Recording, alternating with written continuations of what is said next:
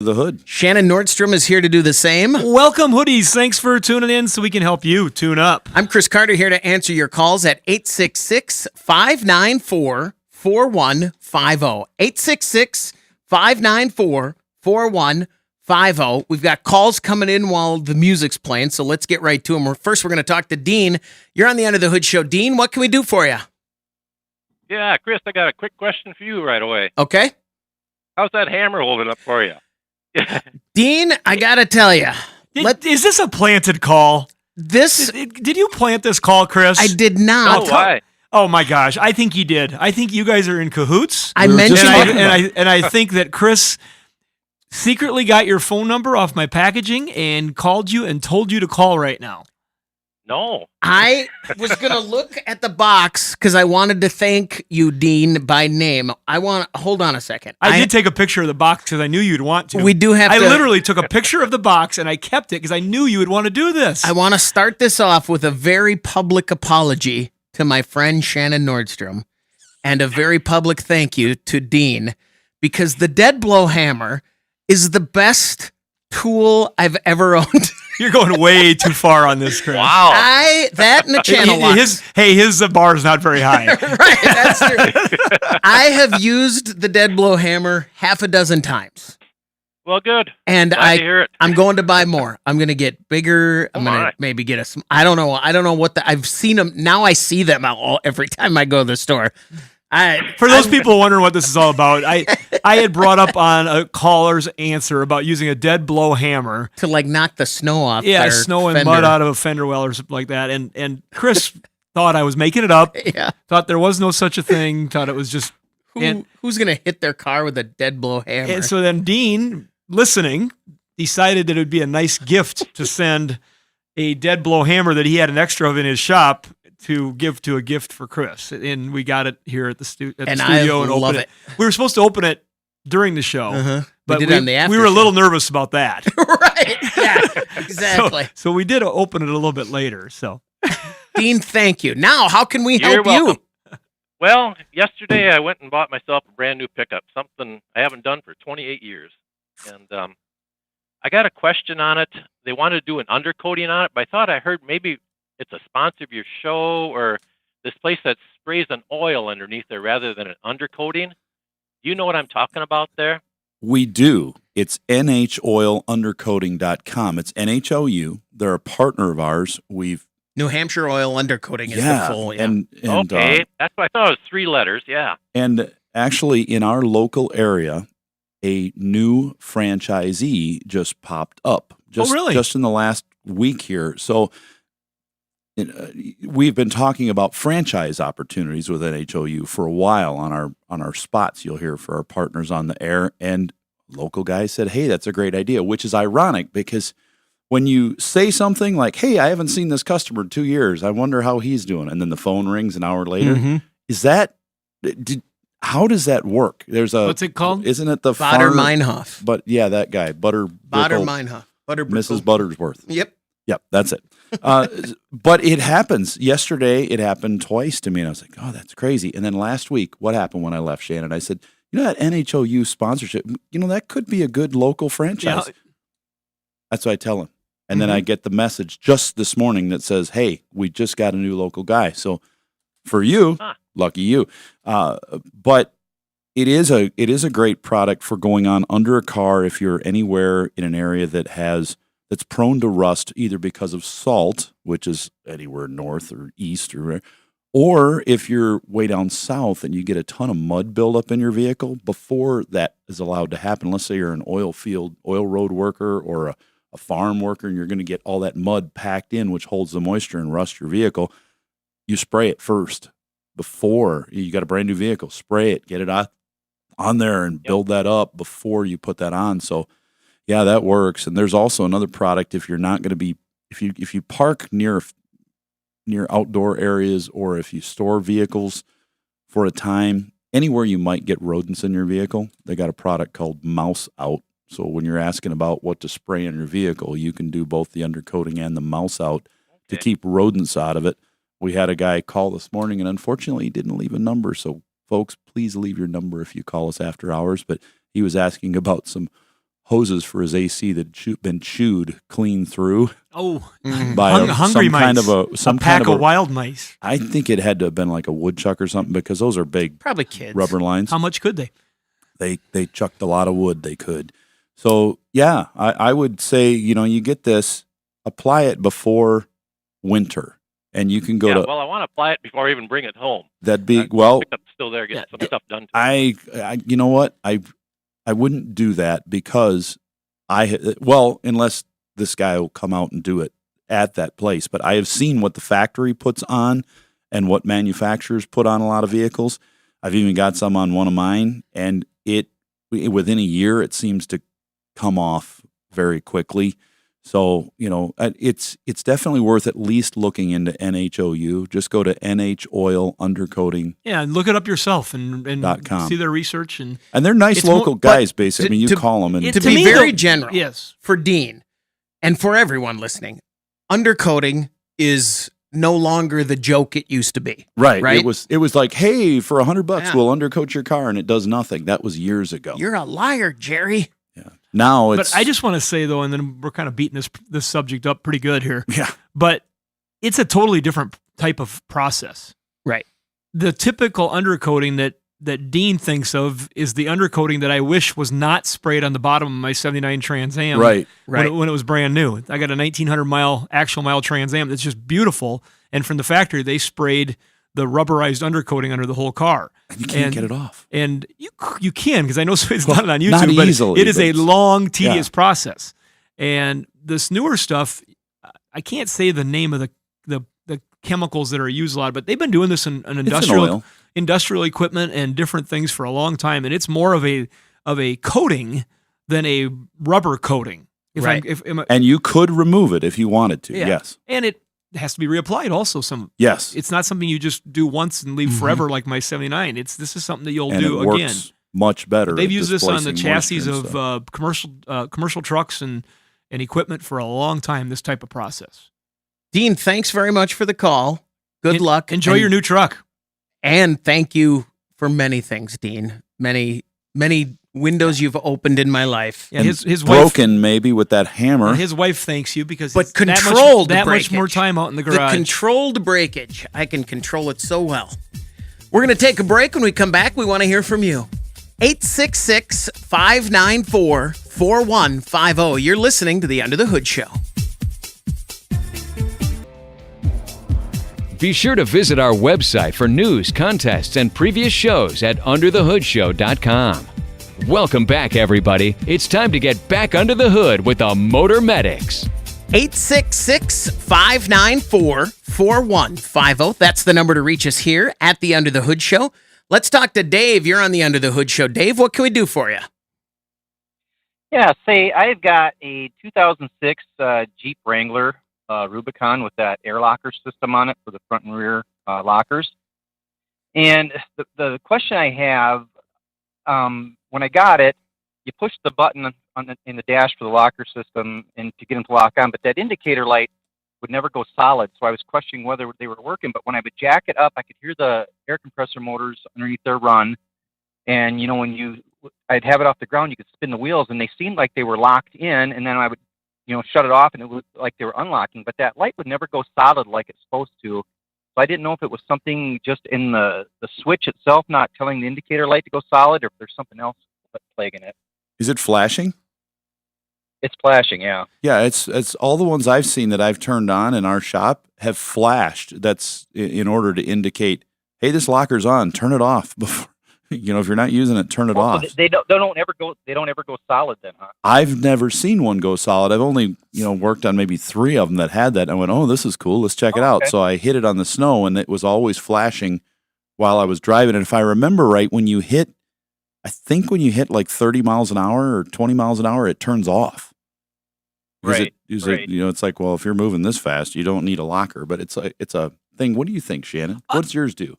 Well, mine's electric in my Bronco. Does it turn off? Have you tried to turn it on and then pick up to like 20 miles an hour and see if it shuts When off? we did it at the Bronco off-rodeo, we never got going that fast after we were locked in. We were just on trails and navigating through, so I can't answer that question. And I never yours tried only that. works in low, right? Yeah, you got to be in a special mode for that to turn on. But what I'm what Yeah, I'm curious you about could in be in 06, low in 06, this is what I was wondering when you first asked the question. I did not realize in 06 that they had a factory air locker on the Rubicons.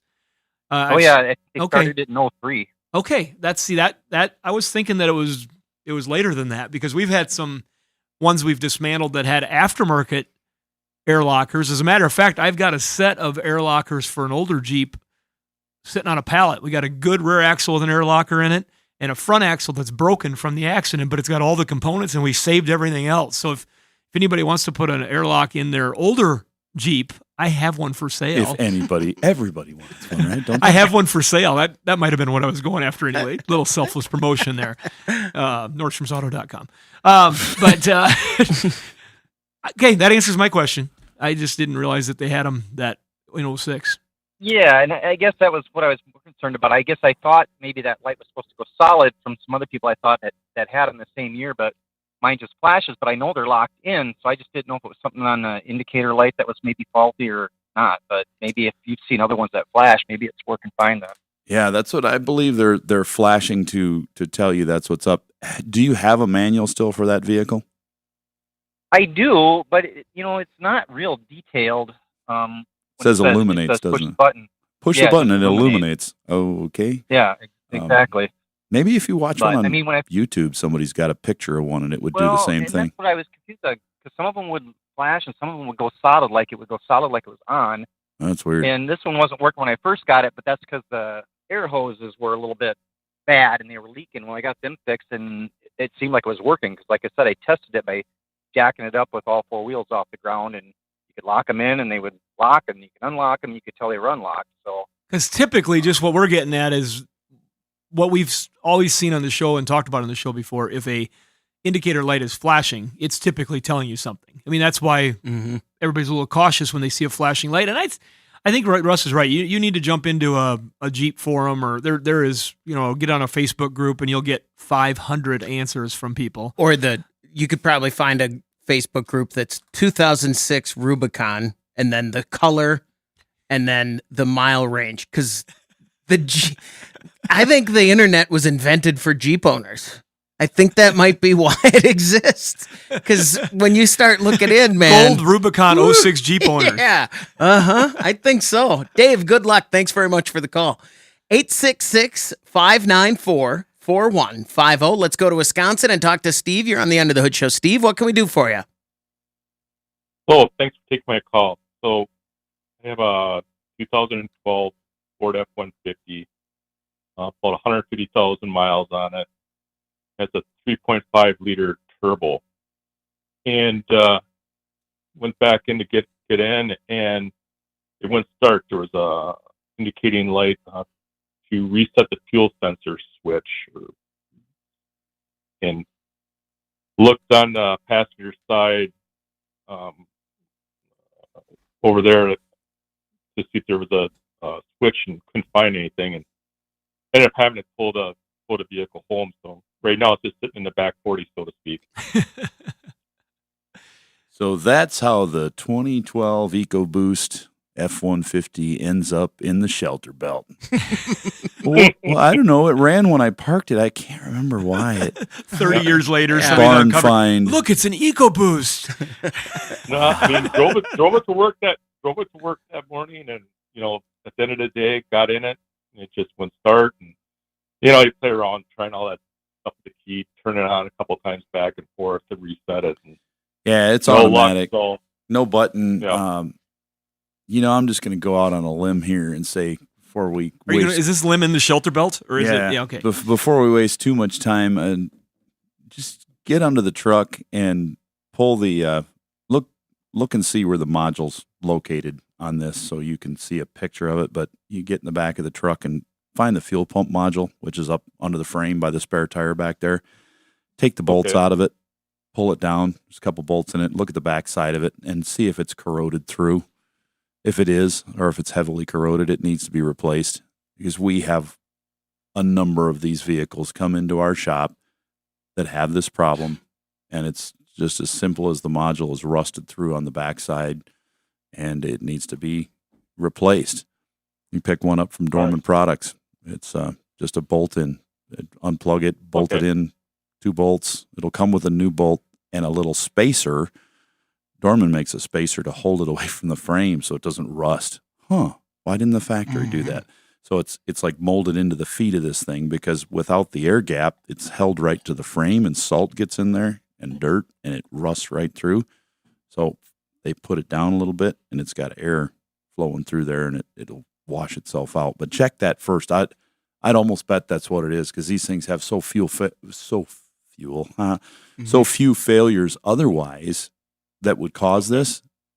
I think that's the only one I've ever seen do that on this model truck. The older ones, they had that switch that went bad all the time, but that's going way back. Does that help you out there, Steve? Yeah, I mean that helps a lot. They never apply any salt on the roads in Wisconsin during the winter. No, they spray that goop on there. That's even worse. Yeah. Well, if you go out in the shelter belt to lay underneath there and do this, make sure you do a tick check afterwards this time of year. Just a little friendly for advice. sure. Yeah. Steve, thanks very much for the call. 866-594-4150. Let's feed I want to feed every once in a while we get a comment where they say, all they talk about is F-150s. And it's hard to dispute because there are so many, and we do get a lot of calls. What percentage of your business, especially you, Russ, but you as well, what percentage of your business do you think is F-150 related? It's a bigger number than any other maker, right? For sure. No. Or any other model. No. No? We get a lot. But if I think about what our parking lot looks like right now, I have 7 F-150s. I have 3 I can think of. We have 4 Chevrolet trucks, and this could go back at any time. We have 3 to 4 of either one, and they switch back and forth which one it is. I have a couple Dodge trucks. They make up a large number too. But then I have cars. I have Toyotas, Geos. Chevrolets. The Geo's gone. It left yesterday. Oh, did it? It was there Pontiacs. a long time. There's Pontiac's not on the lot. It's next door in the building, buried. So we won't work on it for months. We'll forget about it. Anyways, we've got there's several Hondas out there. Subarus. Can I bend your mind a little bit? We work on a lot of all of them. If you said Ford pickups, from Russ's standpoint, I think he'd say a different answer. Okay. Because the number of Super Duties those guys work on up there is We pretty work high. on a lot of diesel Super Duties. Yeah, you know what? I forgot about the diesel Super. We've got 2 diesels. If you said Ford pickup, I would say that you guys got there's a percentage we work tip. on more Super Duty Ford diesel trucks than Duramax or Cummins trucks. So if you just said Ford pickup. Now, when I look at our side out here, And to be clear, that's what I meant, because I didn't combined, think of, if I you was took just all thinking, the Chevys and all the Dodge Ram products together, the trucks, we work on more than that with the Super Duty Fords with the 6. I would think the Fords would tip the scale a little higher, even though it's not a big majority. So many of them out there. that's just it. They sold so many of them. And for us, when we look at across our industry for statistics, and I don't have my numbers right on the top of my head, but we do break down by type of parts sold. We break down by mechanical body. Occasionally we get into some brand type stuff because that's what you're buying by. But in that regard, Ford pickups are always right at the top of our list. And what made me think of that, I was reading an article in one of the magazines recently, and they were talking about the most successful model sales numbers for a certain manufacturer.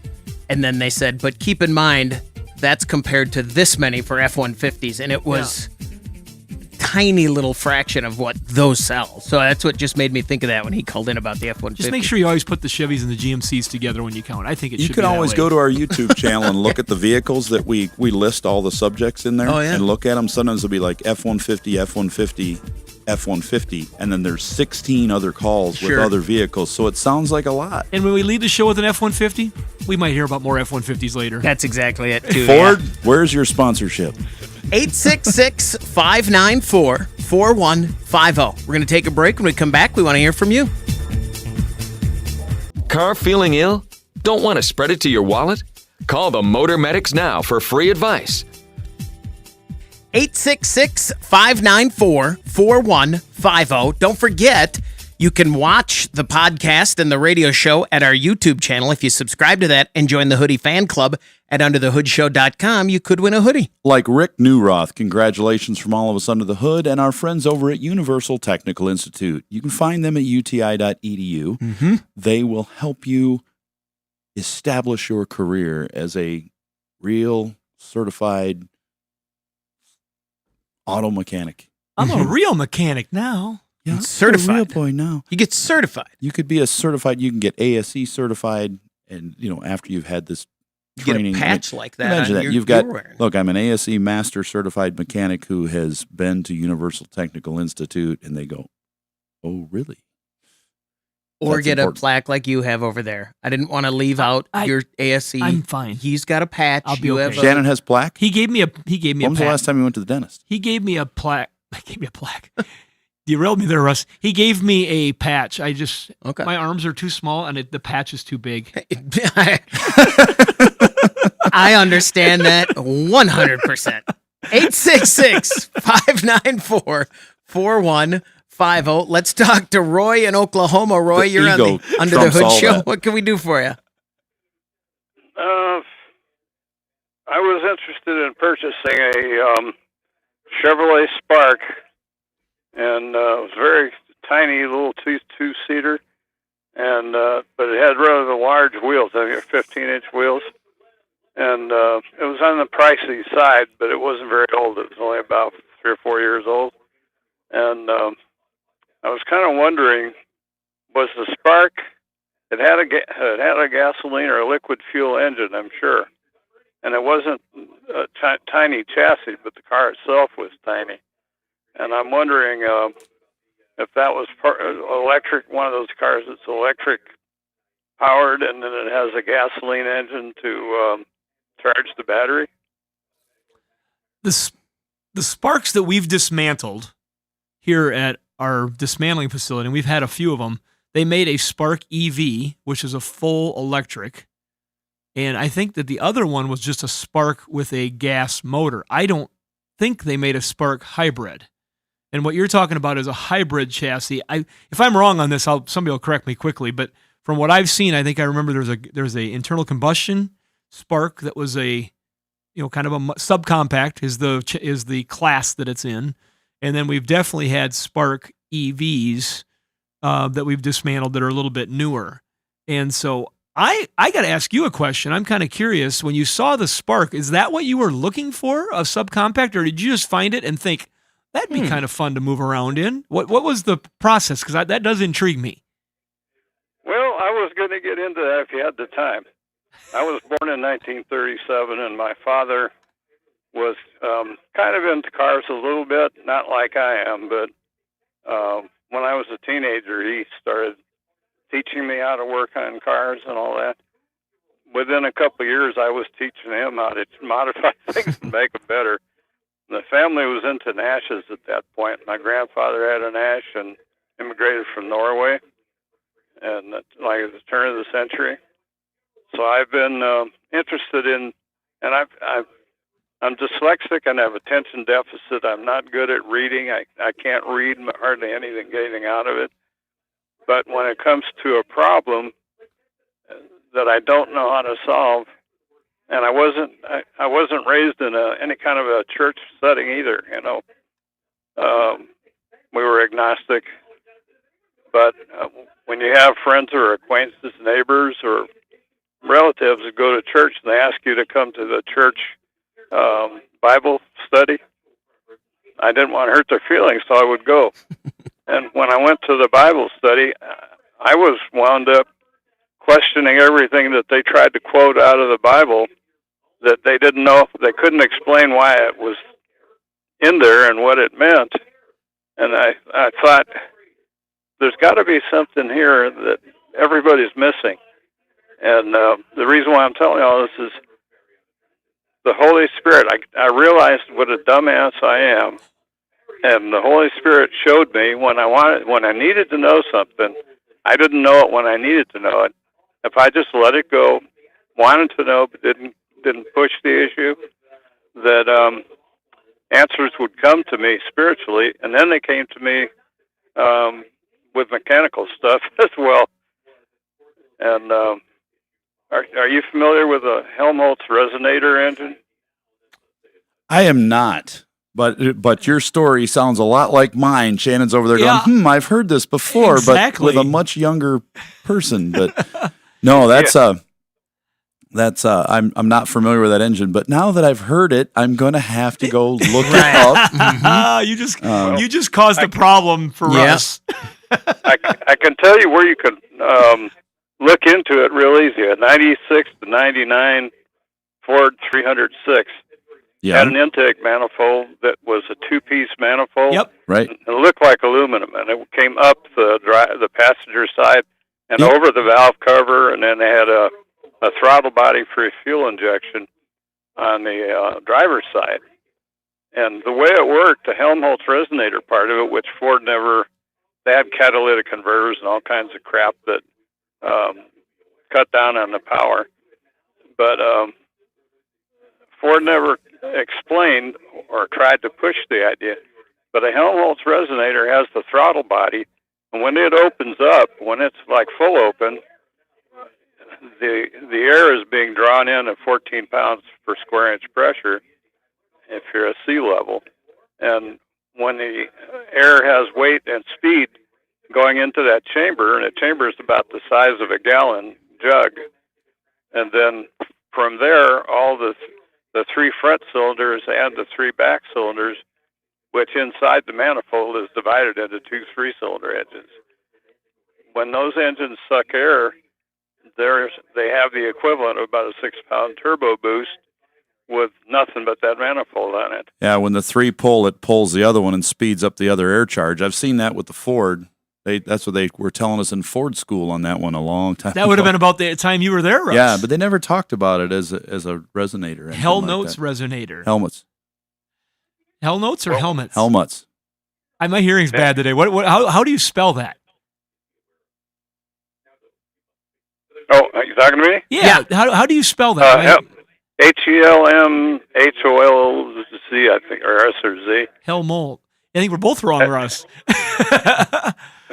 Oh, that's good. Well, hey, we're glad you called, and you sound like your brain is a amazingly created brain that you had to figure out what God had gifted you with, just like the guy across the table from me. Not talking about you, Chris. No, it's just it's quite amazing when there's people that are wired one way and there's people that are wired another way, and we all have these specific ways that we were made, and we have to learn how to figure out what we were given and what to do with it. And it sounds like you had quite a story, and I never thought I would have got there by asking why you were interested in the Chevy Spark. So did you buy it?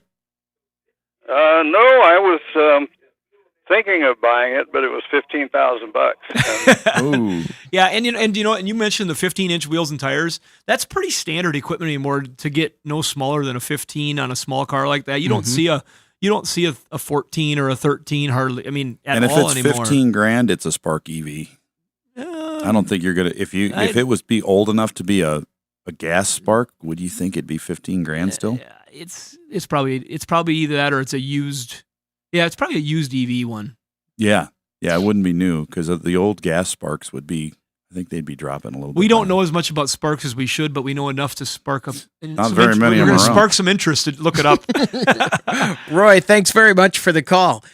866-594-4150. All right, what has caught your eye in the automotive business lately? Anything caught your eye lately, Shannon? I was told to ask it that way.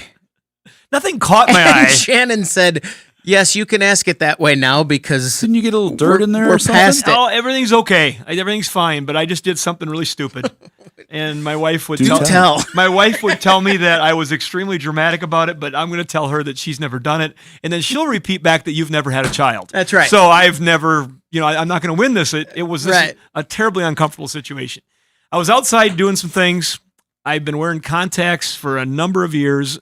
I would have never thought I'd been able to wear contacts because I've always been super fussy about stuff in my eye ever since a kid. And I think it started because I was the sidewalk superintendent when they were building the grain bins here on the farm. And I was always over watching the crew that was building the grain bins. and I got metal in my eye watching Oh, yeah. them because I was so close to their work, and I had to go to the eye doctor, and they had to use the old magnet, and I had to wear a patch for a while when I was, my mom could tell me I was probably 5, 6, 7 years old. So maybe I've been fussy about my eyes ever since then. But I felt like I had something in my eye. And so I went inside and in kind of an urgency to get my contact out and flush it, because that's usually what I do. I grab my Renew Bosch and Lomb solution, and I open my eye like an eye wash station, and I just squish it in there, and I just flush it out, and I feel better. Even if it doesn't help, I feel better. So I'm doing this. I do it all the time. I'm not alone. Absolutely. All right. I bet you haven't done this. Running in the house, not with an urgency. Coming from Shannon when he says, I bet you haven't done this. So I went inside and I pulled my contact out. I laid it down, of course, completely sanitary on top of the back of my cell phone. And that's okay. I'm going to wash it before I put it back in. Right. And I grabbed the Renew solution. I pulled my eye open. I squished it out. And the only problem was it felt numb and it wasn't right. And I had grabbed 91% rubbing alcohol that happened to be sitting on the counter. I realized then that the container was square, not round, and it was much larger. And I immediately was like, I was yelling at myself as I was dipping into the sink for the fastest eye wash that I could find of tap water. And that hurts. I bet. That's not good. Right. And my wife comes in. She's been outside. My wife is extremely, extremely busy lady. She's always doing stuff. She can't sit still. If she's not working, she's doing something, or she's working out, or she'd been out staining a deck, and she came in and she saw me, and I told her, I told her I did. I got like little sympathy. She wanted to show me a root of a weed she had just pulled out of the rock garden, the rock landscaping. And I didn't want to look at it because I couldn't see it. It was a moment that lasted a while. Yeah. But after a couple days, I was okay. I can tell you that I can pour rubbing alcohol in my eye at a high quantity, and I didn't get any medical attention. But you I don't bet recommend it's really it. clean. Yeah, Don't recommend it? I do not recommend it. I do not recommend it. I don't at all. I did do one other thing a while ago that was just as stupid. I used the red top contact cleaning solution, My wife did that once. and I used that to rinse my contact out and then put it in my eye. That's exactly what my wife did once. And that is not good. Once. That's That's- the red top. Don't That's why there's a red top on Yep. that one. it says it all over the bottle. too. Label your chemicals and separate them. I think that's an OSHA thing, right? Don't put the eye chemicals with the bad chemicals. I think so. Yeah. Hey, look, we have a eye wash station right next to this parts cleaner that's the same shape. No, they don't do that. We're going to take a break. When we come back, we want to hear from you. 866-594-4150. You're listening to the Under the Hood Show. Get your planner out right now and schedule your next radio appointment with the Motor Medics. 866-594-4150. That's the number to reach us here at the Under the Hood Show. What else has caught your attention in the automotive world? Well, since we talked about F-150s so much, I just figured I'd follow Pull out suit. some- I happen to bring some F-150 information with me today. Okay. With me today is information about the F-150 Lightning that came from the folks at Motor Trend. Okay. I printed it in paper form. I like to do the paper Make thing. the, yeah. But they are Motor Trend's doing their year-long test on their Ford Lightning, and they people have raved about the truck. They've liked the truck, but here's the headline: 2023 Ford F-150 Lightning XLT year-long test off to a bumpy start with the range Lier. They've given it the nickname the range Lier In the title of the article. Yeah. So does that not catch your attention? Yes. Yeah, caught my attention. I'll tell you that. And so they are at the end of this story. They're just talking about in the Midwest.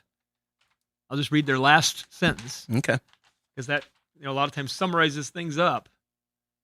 Now that we've internalized the potentially counterproductive efforts of high speed, Oh, hang on. I got the wrong thing here. I grabbed the wrong paper. Oh, no. Basically, they're saying where we're living with this car right now, let's not push the envelope quite so fast. Let's save the EV stuff for those nice, fun chainsaws people are buying. And, my dad Milwaukee tools. My Milwaukee tools. My dad just got a chainsaw that he's just crazy about. He doesn't do a lot of, but for trimming some small limbs and stuff like that, it's awesome. But, they're just having problems with just when you get into different Usability temperatures and usability. Great product, but find that test and read it for yourself and just get your own take from it. But that was kind of their when they give it the nickname the Range Liar. I think Ford's going to be probably like, ooh, I don't think we like this. Yeah, that's not, you don't want that on the year long, on the long term. Yeah, because usually when you go through those long-term tests, they say, vehicle's been great. Everybody's fighting it over in the staff. Hope to take it this weekend. Everything I read about it, they say, oh, look, this is a great vehicle, and I drove this far with it. And then it right after that, the advertisement says, and it has a towing capacity of this.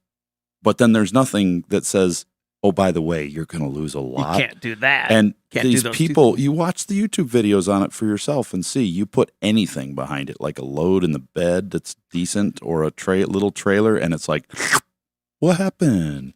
866-594-4150. Let's talk to Alan. You're on the Under the Hood Show. Alan, what can we do for you? Hi.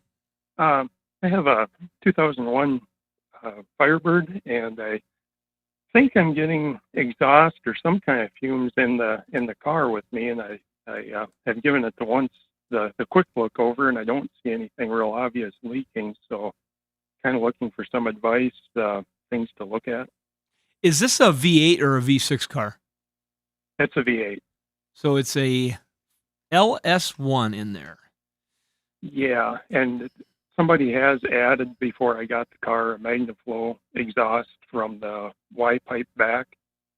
It appears to me from the Y pipe forward is factory, probably. Very common. Catback exhaust systems were added on those all the time to make them sound more fun. They sounded pretty good to begin with, but you just add a little exhaust and a different muffler type, and they can get a wonderful rumble to them. And that people, if you like that sort of thing, I do. And so that's very, very common. But they also, I've had a couple of these, and you would get often a strong whiff of fuel vapor. And I'm trying to remember what the issue was. There was something on the fuel rail that would... The evaporative emissions canister on these would give you... Mine would really, on hot days, it would really give you a raw fuel smell, not an emissions odor out the tailpipe kind of smell. Yeah, but just like an actual, fuel. like a fuel smell. Is that what you're smelling? Gasoline. It doesn't smell quite like exhaust or fuel to me, so I'm a little confused. I'd lean towards more exhaust, but it could be something else. Coming out of the I was wondering if canister, it's like a crankcase vent or something. But coming out of the canister, when it gives you that emission smell, like on a hot day, it's going to be more of a. It's not going to be raw gasoline. It is raw gas, but it's muffled. It just smells a little different, but it smells more. I can smell it in my head right now. Like gas that's been filtered through charcoal and plastic. But that is one thing that I would get on a couple of these that I've had. And then also you run into the situation too with those cars where if they did modify that exhaust, you do want to make sure that everything is sealed tight. That when they hook to the factory exhaust, that they got it all the right spanners in there and the right I can't say the term, but just the right muffler gaskets. Not muffler. What's the muffler gasket? No, the rings in there. Just, muffler bearing? No, yeah. no. There's gaskets in there. Yeah, but the donuts and you got to make sure that was all done properly because it can seep out that exhaust smell and they're not sealed great underneath the car. They'll seep some of that smell inside if you got an exhaust leak. But I had more of a fuel issue from under the hood because that under the hood's pretty compact and it didn't take much to have a small leak on something and you could get some odor back up into the car, especially on warm days. Okay, this was a fairly warm day. So that was on the more of the emissions plumbing to the canister Yep. and stuff. That you That's were- Yeah. that's what I'd check. And also check the fuel rail though, just to make sure that your fuel lines and everything, because all it takes is one little drop of fuel, a little drip, a little out of the, because 01 would have still used a fuel pressure regulator, or no? I think so. Or no, that had a 2-line. Yeah, it's got the Corvette kind of fuel Yeah, filter. 2-line fuel system on it. So the fuel pressure regulator is not there, but just check all those lines. Just make sure you don't have anything with even a little bit of sweat of something on it, because it doesn't take much to emit an odor. And good job on not ignoring it, right? Because if Yeah. you're getting that smell, you don't want to ignore anything like that. Yep, you got to check it out. So this car, what we got to ask? I think it's just about a classic enough to ask what color it is. I think because it's a Firebird, so don't Yeah. answer that yet, Alan. Yeah, we have to guess. Is it just a straight Firebird, like a Formula, or is it a Trans Am, or what is it? It is a Formula. You don't get to. I don't think you get to ask that, especially on a Trans Am. You don't get to It's ask. not a Trans Am. It's a Formula. No, I mean on a Pontiac. You don't get to ask further questions because you. Why not? No, this one's not fair. I'm calling this as not fair because you now know by your simple question, you now have a different palette in your head of what this car could be, I'm busted. right? You just busted me. Yeah, yes. yeah. This is a no. Now, Russ, if you want to play this game, you go ahead. I refuse. I'm going with like maroon. I'm going to say maroon. What are you going to say? I'm going to say you're wrong. You're wrong on that. See? Well, I'll give you a choice, Chris. Yellow, white, black, red, blue, I think. I think those are the 5. Boy, did I And just. it might just be yellow, white, black, red. I only did that to prove how right I was. I'm going with black. Black, I think it's red. red. Alan, what is it? Red is it. Okay. Like a maroonish red? The No, Berkeley pretty- One pretty bright Classics. red. Guess the color of the classic. They should just make the Firebird again. They should just make it a special edition of Yeah. the Camaro and put them out No, there. they should just dump the Camaro and do that because they're dumping the Camaro anyway. So Alan. let's switch back to the Firebird. Thanks very much for the call. Good luck. 866-594-4150. That's the number to reach us. That'll do it for hour 1 of the Under the Hood Show. Hour 2 is coming up. The Under the Hood Show is brought to you by Sturtevant's.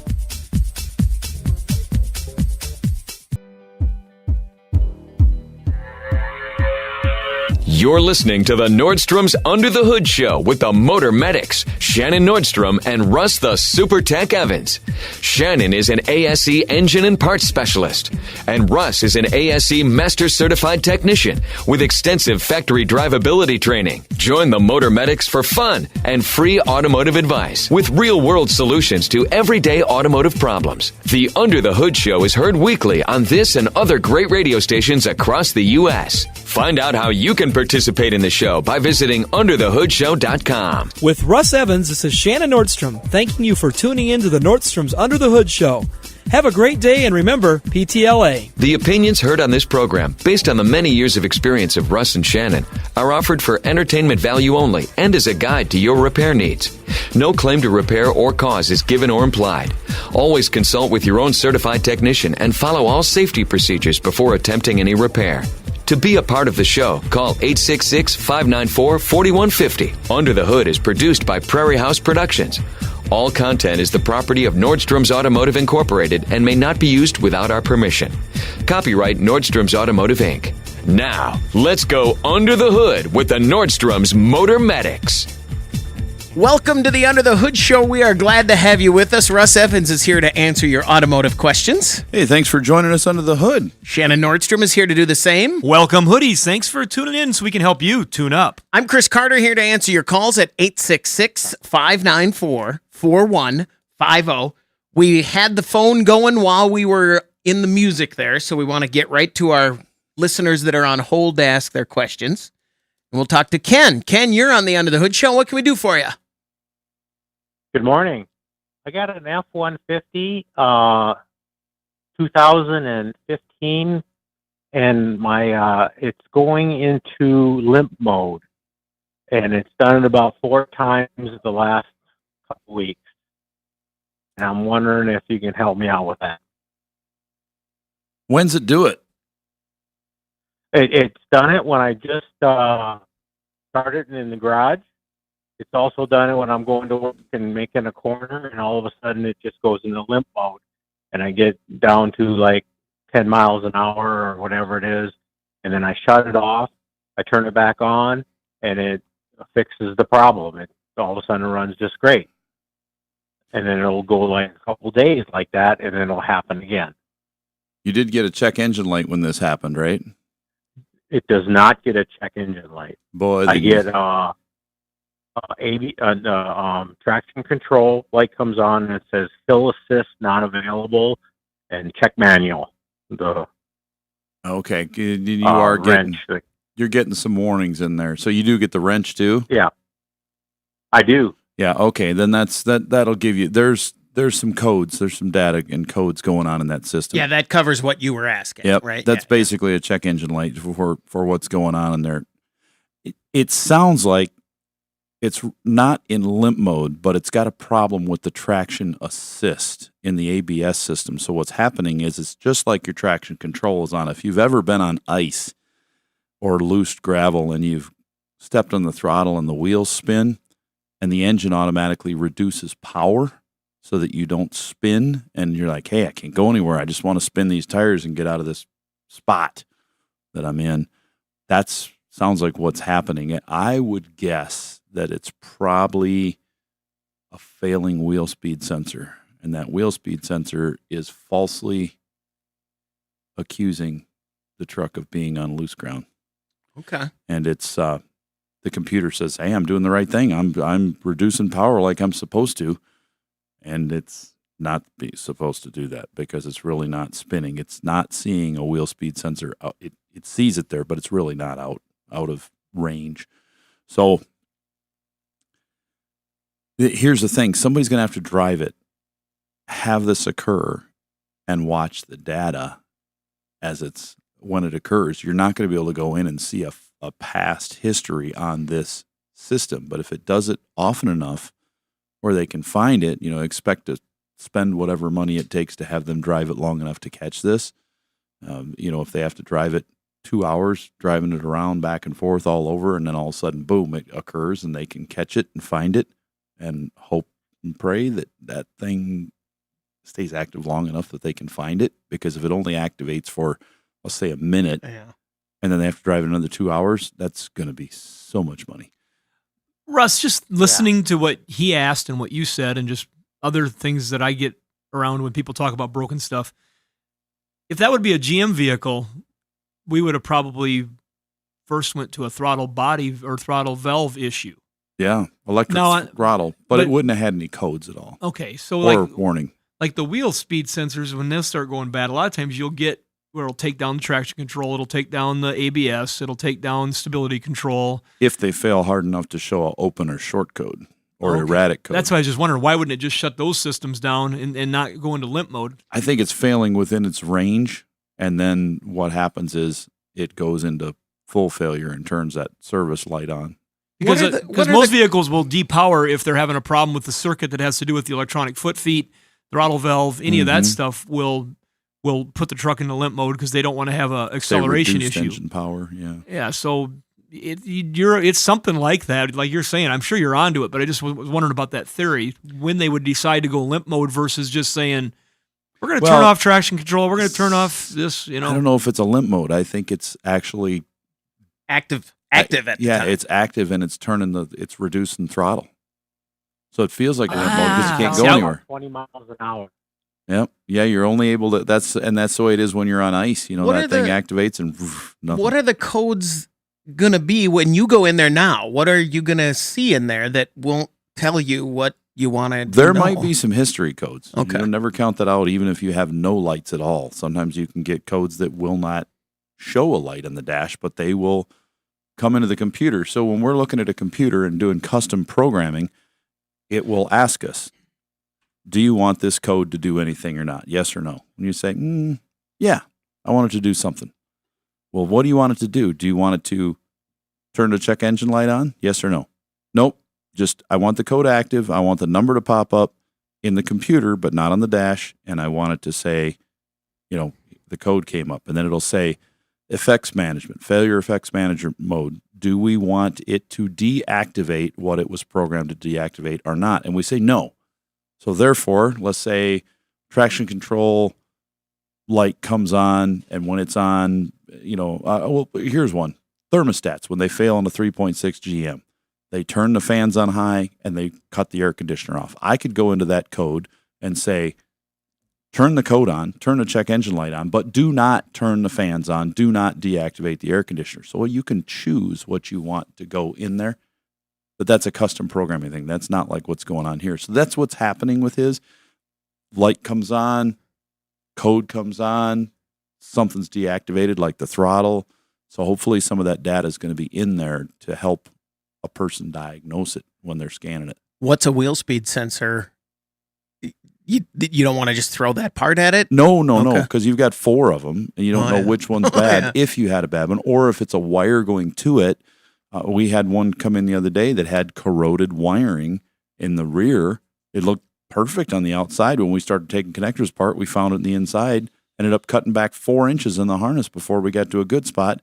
And then we find out that Ford has like 20 of these available on the shelf. Because they know they have a problem. Why would they stock a pigtail for this connector if it wasn't a problem? They wouldn't even make it. But Ken, thanks very much for the call. Good luck. Can I get you to shut some codes off on my cars? I have a few things I'd like to not see anymore. Unfortunately, we need you to have those, Chris. We're going to take a break. When we come back, we want to hear from you on the Under the Hood Show. 866-594-4150. Prepare to learn something. You're going under the hood. 866-594-4150. That's the number to reach us here at the Under the Hood Show. Got a question from the chat here. Kelly has an 87 Chevrolet Silverado. Would you advise to have front pads and rotors and rear shoes on hand for when I need them? And if yes, what do you think about the AC Delco brand, or do you prefer another brand? I think Kelly should sell me her 87 Silverado if it's in great shape so I can just have it for a while. Yeah. I think it'll continue to be okay to sell later and you think so? Get some money back out of it. Let's assume Kelly wants to keep the Silverado. Yeah, I don't know. No, you don't need to keep any parts on hand. You can buy them. Readily available. And, they're on hand close by. Yeah, they're you could go to, I think, any auto parts store. They'll probably have them in stock. But your brand is your preference on this. The AC Delco is a good brand. They make the Advantage line that would be fine for this truck. There's the Duralast brake pads and rotors from AutoZone would be a really good choice for this. I mean, you want something that doesn't squeak and that lasts a long time. There's lots of different brakes you can get for this. It's pretty much user choice, but you'll be able to walk in. I mean, here I'd be walking into my local Sturtevant's Auto Parts store. I'd say to the person at the counter, "Hey, I need some brake pads and rotors for my trucks." And they'd be like, "Here you go. You need rear too? Yeah. Here's your drums and shoes, your hardware kits, your wheel cylinders, your calipers." They got everything. And being that it's an 87, at this age, if it hasn't been done yet, I'd probably be doing a master cylinder, all the brake hoses, pads, rotors, calipers, wheel cylinders, rear drums and shoes, hardware. So you've got everything. And Chris is like, "Oh, that sounds like a lot of money." It probably really isn't, because that stuff is like super cheap compared to it. I bet you could get pads, rotors, and calipers for the front cheaper than you could get just pads and rotors for some of the modern cars. Because I think the calipers for that are like $22 or something a piece for reman calipers. They're super cheap. Wheel cylinders in the back, or last ones I picked up were like $12 each. That's pretty cheap. Brake hoses, $18, $16, something like that each. So they're cheap. Master cylinder, probably $35. I mean, that's a dream. But some of these new cars, we just got a master cylinder the other day, and it was like $114 just for a basic master cylinder. I was like, that's expensive. But hey, it's what stuff costs. And that 87 Silverado is the last year of the square bodies, and so they put fuel injected engines in them. And so if that truck is clean and nice, it will do nothing but go up in value. And so it's kind of the last of the best of they could do with that square body before they switched over to the CK series in 1988. Then they switched it, and you get no more push button door handles with the handle. It's a lift handle when they went to the next year, and the dash became a little more modern looking instead of that old concave dash that they had for years and years and years. And just like I said, for our era, at least I think our era in the room, that was the classic truck growing up. I was just too tall for it. I don't know why they had to make them. I've never said that. That's things Chris has never said. Mm-hmm. Chris, that's been a problem until 88. Every vehicle in Chevrolet's line in a truck was just really too small for people that were 6'5", 6'1", and over, because you couldn't put the seat back far Before enough. or after haircut, Russ? All the time. Okay. So if I put the seat all the way back in a brand new 87 Silverado, going all the way back to the 50s, my knees are, touching the bottom of the steering wheel, and I'm like stuck in there. You could take the seat out, the bench seat out, and put buckets in it, and then you could put a shorter steering column in, like from a car, like from a Trans Am or something. You change that up where you could put it back further, and you could make a nice. Is that what you did on yours? Yeah, you could make a nice cruiser. I knew that because came from you somewhere. You got to move the wheel further away from you, because there was like a foot between the dash and the wheel. So move it a little closer, and then you put a bucket seat in it to lean back a little further. I had a '68 Chevy truck that was the same way, and I was like, let's do it. We can. Our '49 GMC we have. That thing there, I modified the seats before we had them recovered, and tried to get it where I could at least have a little room in it. But it's like not enough room. 866-594-4150. Let's talk to Dale in Indiana. Dale, you're on the Under the Hood Show. What can we do for you? Yes, I have a 2001 Olds Bravada with Smart Trac. The Smart Trac, I replaced the servo motor, and it keeps blowing the ATC 20-amp fuse under the hood. And I'm having trouble finding anyone that remembers anything about these. Well, first of all, what's Sport Trac? Smart Trac 4x4. Smart Trac, yeah. Because the old one, just like the previous caller or chat asker that had the 87 Silverado, and Russ, if I'm wrong on this, correct me quickly. 87 Silverado was the end of the run. This 01 Bravada was the end of the run for the S series Bravada versus when they came out with the next year of the Trailblazer, and they had the Bravada based off the Trailblazer in 02. Because only thing I remember is doing the body swaps with that one guy, and we were on a trailer late night trying to make a throttle work that he had drove one on for Mark Luther, and I just remember that. But this 01 would have been the old style yet, right? Yeah. And so they still had the old four-wheel drive system that was used from 98 up was similar. Well, if it was blowing the fuse and you replace that shift motor on the transfer case and it still blows the fuse, if the wiring looks nice underneath there, it's probably, and it's all protected pretty much except for right there at the transfer case and where it goes up over the transmission, it's probably got a bad module. It does have an electronic module in there to activate that. That's the smart part. But if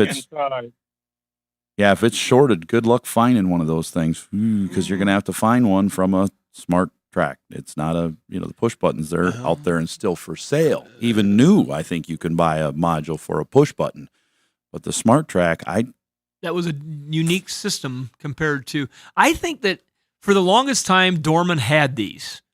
Now, whether they still stock them or not, I'm not sure, because we know that through our selling of the core products, the ones that we get surplus of, there's a lot of times where the core items would end up back at the rebuilder for Dorman, so they had something to start with when they'd go through their process of making the remanufactured component.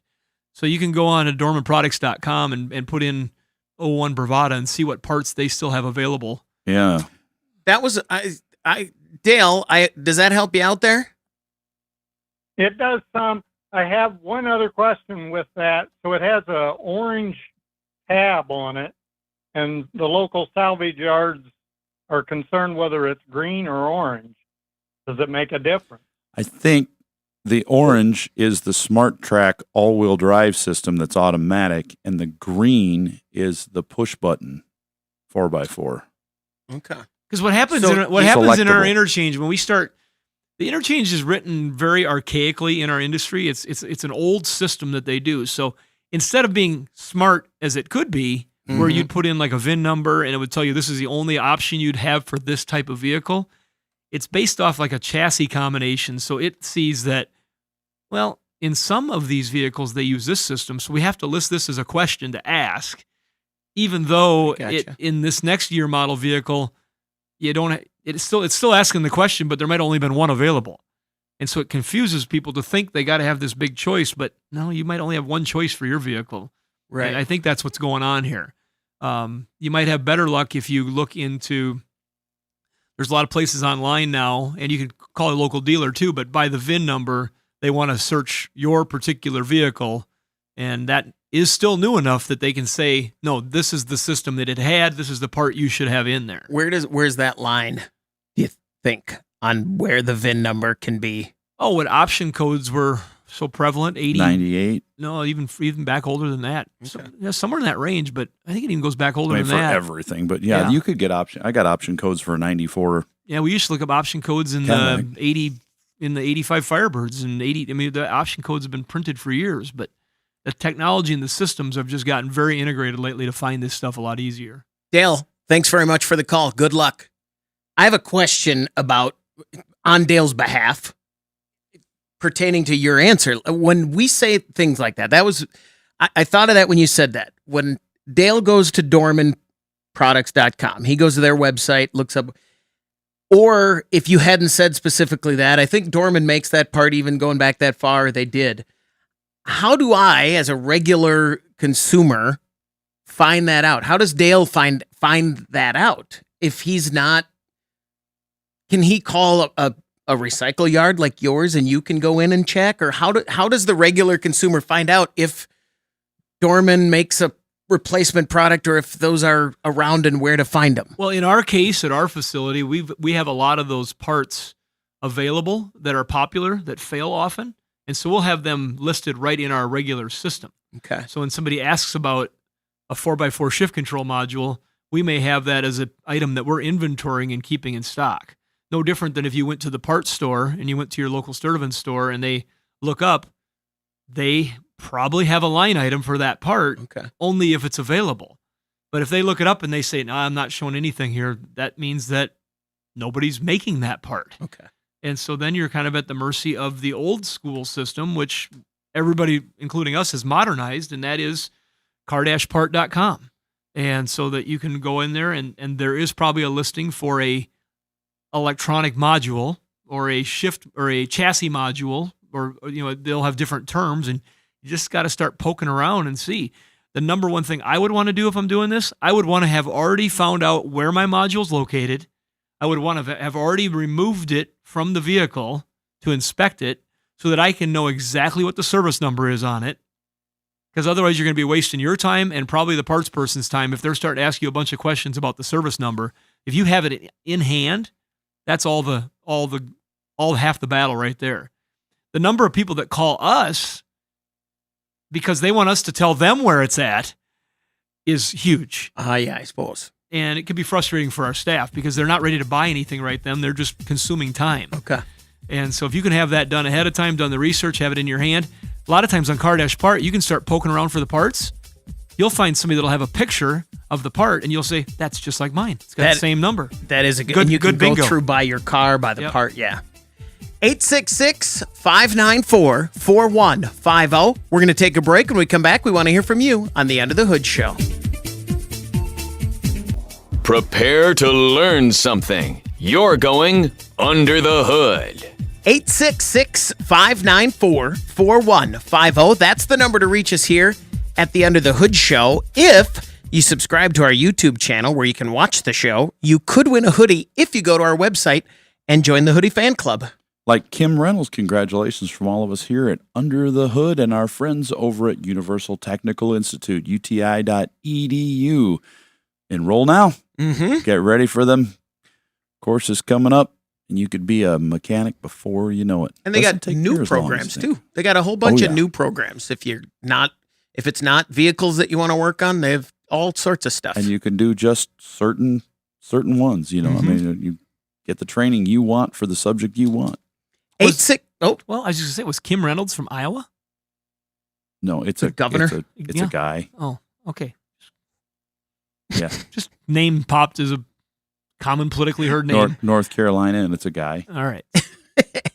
866-594-4150. Well, it's a guy, so Jake from State Farm. And from North Carolina. Let's talk to Paul. You're on the Under the Hood show, Paul. What can we do for you?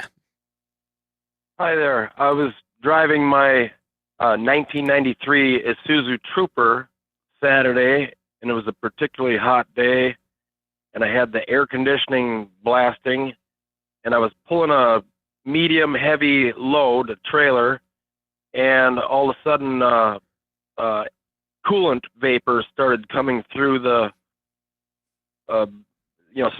spraying it upon me in the cab there. And In the cab. anyway, well, yeah, I thought, well, I've never seen this before, but it was actually a mist, a heavy coolant, antifreeze blowing right on me, and Sticky. in no time at all, I was choking for air, and so I shut the AC off, and then I looked at my gauge, and it's overheated. It's actually maxed out, and then so I turn the heater on to try and alleviate that, and I hung my head out the window to. My goodness. I had to. I had to keep going because I gotta get this load and then get back. And anyway, it did overheat, and we had to jump start it, and that was kind of a mess. But what was puzzling to me was that after I parked it, the pool of coolant that was dripping down onto the tarmac was passenger seat rear down in that area. Yeah, that's coming from the dash and running across underneath the carpet and then showing up in the rear just because of the movement and the gravity and stuff like that. But I'm sure the heater core blew out and it's just running out of the box onto the floor, filled it all the way up, and it's running to the back. So you would need a heater core. Hopefully you and a didn't damage vacuum. anything by getting it hot. And a vacuum. I'm really impressed that the air conditioner still works on a 93. That's awesome. Yeah. Yeah, I mean, really. I mean, we see so many of those that when we do see them, that the air's long gone on those things. But heater cores, I don't think we've ever put a heater core in one of those. Have you vehicles. owned this Trooper for a long time, or is it a recent acquisition in your life?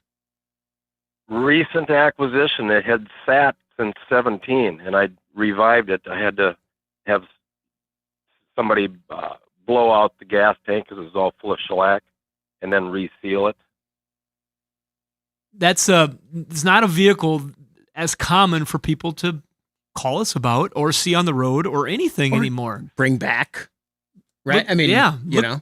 It makes me want to look up Joe Isuzu commercials again, like we've done in the past in the break. You love Joe Isuzu I commercials. just got a kick out of those. He's dead. Yeah. I found Russ smiling like him right now.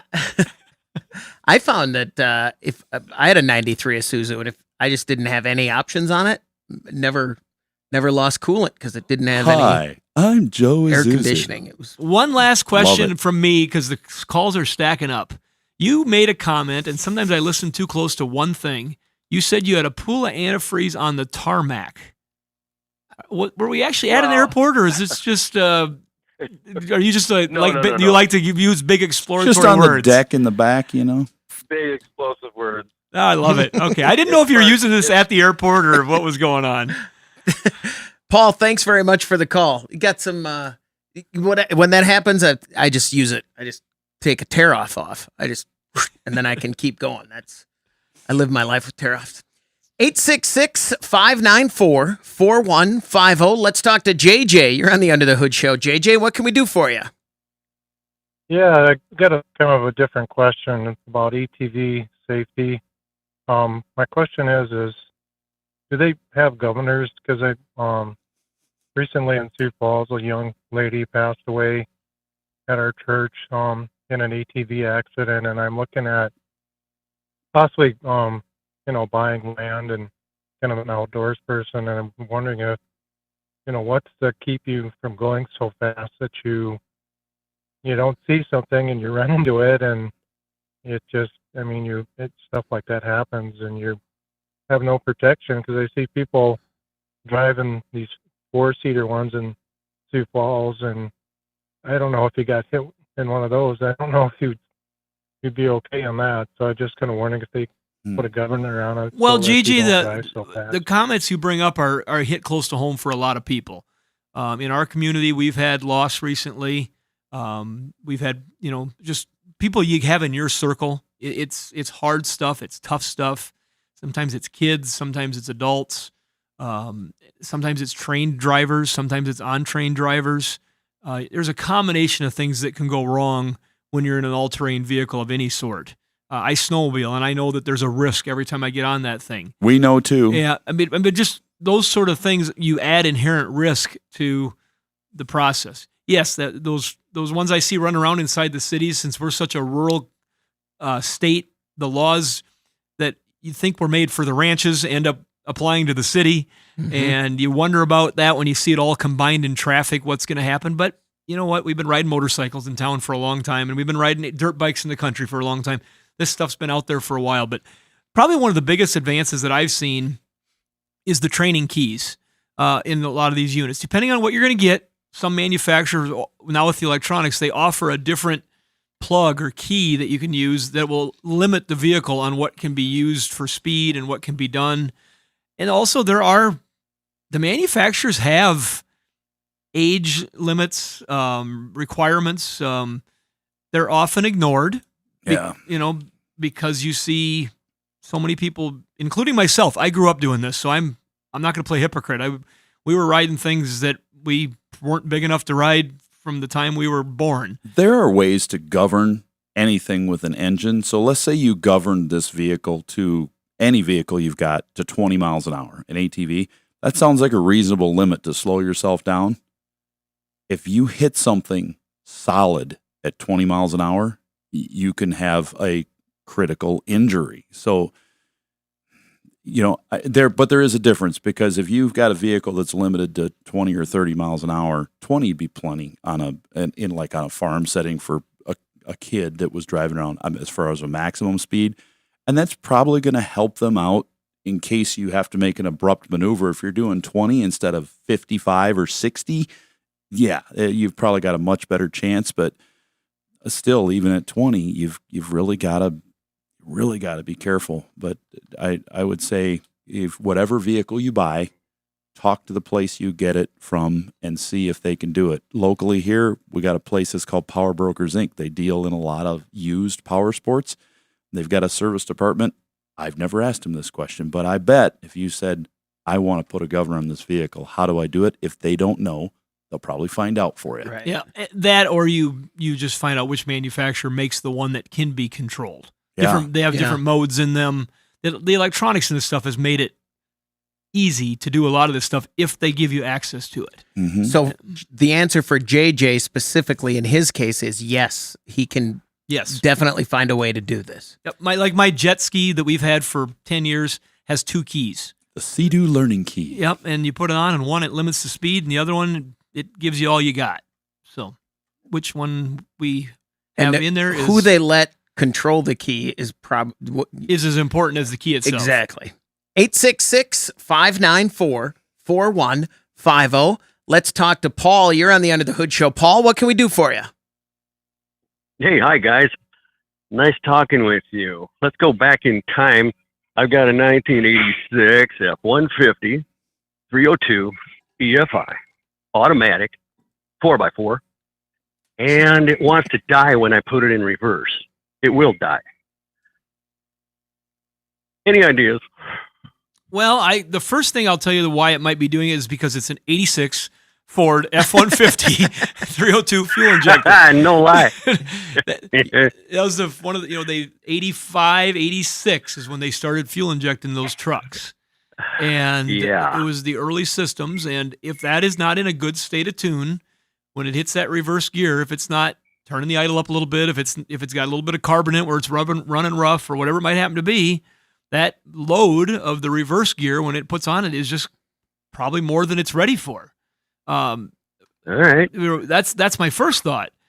that's assuming that the engine is in a good state of health, that, all the cylinders are somewhat equal on the compression that they have, because it is an 86 Ford F-150.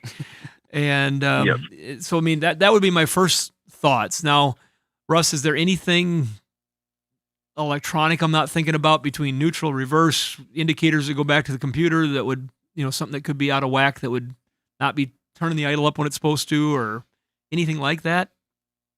Not that I could think of on that. The transmission on that, it could have AOD.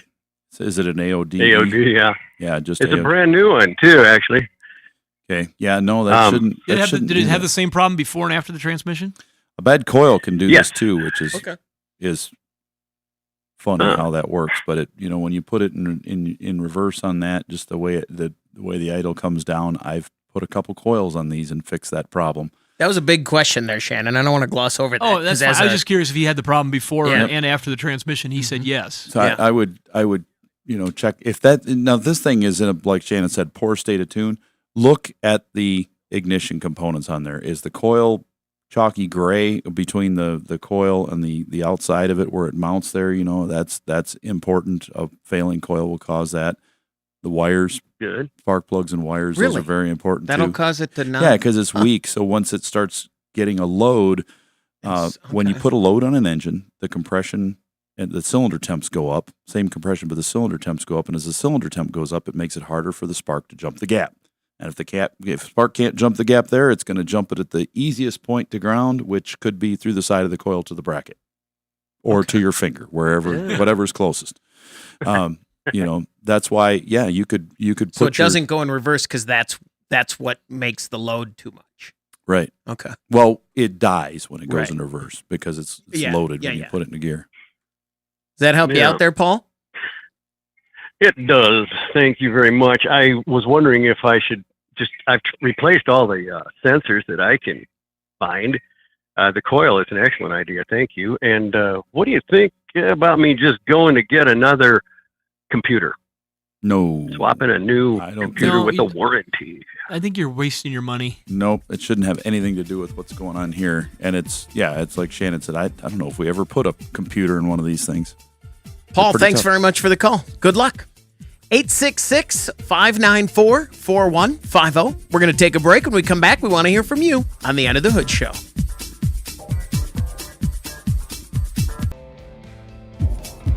Be sure to visit our website for news, contests, and previous shows at underthehoodshow.com.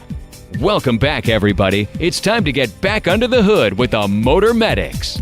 866-594-4150. That's the number to reach us here at the Under the Hood Show. Let's talk to Dale. You're on the Under the Hood Show. Dale, what can we do for you? I've got kind of a generic question.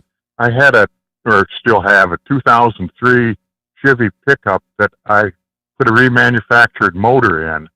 Now, I had been running E30 in it because I hear the ethanol people on, the radio say you can run E30 safely in, virtually anything. But at this shop that put the new motor in, rebuilt motor, they said, don't go over E10 because it does something to the computer. Now, is there any, who's telling me the truth? Well, I just want to ask you a couple more questions just so we get the complete lay of the land here. 2003 Chevy, is this a half ton or a 3/4 ton? It's similar, like 5.3 or 6.0, 5.3? Yeah. 5.3 liter engine. That truck, when it was designed in 2003, had the capability, if it was a flex fuel, to run up to E85. I'm assuming your truck is not a flex fuel, correct? No, it's not a flex. My truck is a newer truck, and it's direct injected gas, and it's designed, as a 91 octane required. And I run the E30 in mine all the time, but it's a different system than the port injected 5.3. But we've had people using E30 in their 5.3s for quite some time. No matter what fuel you use in it, if it meets the octane rating that the vehicle needs to use, if it does not turn the check engine light on, it is perfectly well within the range of that engine computer to control the fuel mixture. More alcohol you put in a vehicle, the leaner the fuel mixture is, which means more fuel needs to be delivered. And if the engine computer does not turn the check engine light on, it means it's turning its valve basically up or down to adjust. If it turns that light on, you run the risk of destroying an engine if it's on for a long time because it's running that lean. But if it does not come on, it's within the manufacturer's safe programmed limits of that computer to adjust for fuel quality and type. That's been going on for a long time. And the newer cars, they're an even wider adjustment. They can go quite a ways. But it's amazing how far they can go on some of these new ones. But the older ones, they're less and less. I think if you were to go back to, let's say, a throttle body engine, I know for a fact, you go back to like a 87 Chevy pickup that's got a throttle body on it, that had a very small percentage window of how far it could adjust for fuel. And I think it would probably turn a light on at probably 15, 16, 17%. And Russ is talking from a standpoint of watching what they call fuel trims, the data in the computer to see, like his car now, when he starts trying different fuels, he'll watch the fuel trims to see how much it affects them between lean and rich. Is just basically the way to say it. My Camaro, I run an E30. It'll run all day long, and it's adding the fuel trim is positive about 6, and it can go a long way. When I get it up to, if I put E85 in it, it'll run just fine, and it won't turn the light on, but it's 1 point away from turning the light on, and I don't want to run it that high. That's pretty high, and the mileage is horrible, so why would I want to do that? So 30 for me is perfect for my choice. Does that help you get a little more clarity on the situation? Yeah, so I guess I got to get my check engine light fixed, because it's permanently on right now. No, it has to. Whatever's going. If you've got a remanufactured engine in the car, that's even more important. And your light is on all the time because you have sensors that are failed. I know the companies that I'm putting the engines in for, they'll say, "Is the check engine light on? Are there any codes? I need a screenshot of the screen and a video showing this vehicle, the license plate, the VIN number, and then you showing me that screen that shows there are no codes and no pending codes." And guess what? If you've got a fuel trim code in there and they take that engine back for warranty and it's got a burnt piston or a burnt valve in it, they're not covering anything. Yeah. So you've got to have that light off. And you want to do that so you're covered on that. Yeah. And it's not hard on that model truck to get a light to be off all the time when, by repairing stuff. There are just so few sensors and things on that to control it. Dale, thanks very much for the call. Good luck. 866-594-4150. Let's talk to Josh. You're on the Under the Hood Show. Josh, what can we do for you?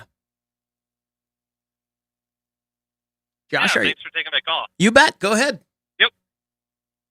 Yes, I've got a 03 Honda CR-V that I'm looking to replace the AC compressor on. And I'm just wondering how big of a job that is, if that's something I can do in my garage, or you got to loosen the subframe to get the sucker out. I'm just wondering how big of a job that is. I'm going to say that if you've already considered the fact that you have to loosen the subframe up to get the compressor out where that comes out on that vehicle? My answer is yes. I'm thinking you're going to do it because you're not even you already can understand the scope of what might have to happen. However, let's ask Russ if there's a trick that. Well, he still can't finish it in his garage. I still think you can pull the fans and the radiator out and pull it out the front, out the top too. But yeah, you could do it yourself. But the first step, you got to get the refrigerant out of it. It might already be out. If it's already, if it's out already, then take the line set off, take a flashlight, shine in there and look. Are there any metal filings in there, or is it completely black? Then you're going to have to flush the system, replace any hose set that has a muffler can on the hose itself, replace the accumulator, the dryer assembly. That's going to be part of that condenser up front. You're going to have to replace that and then put the compressor on it with the correct amount of oil in the whole system, then take it to a shop to have it vacuumed down and recharged. But as far as the labor goes, yeah, could you save some labor doing it yourself? Yeah. And if this thing just had a clutch go out, you could take it in, have them evacuate it. You could put a new compressor on it, put it back in, then they go in and they'll recharge it for you. That'll save you some labor too, because they're probably dinging you for 4 to 6 hours to change that compressor. So if you could have them evacuate it, you change it and put it back on, you watch yourself some YouTube on how to do that, you could do it. But if there's contamination in the system, which is rare for a Honda for us, we almost never have a CRV. I think we've done a dozen compressors on those over the years, and maybe one of them was a catastrophic failure.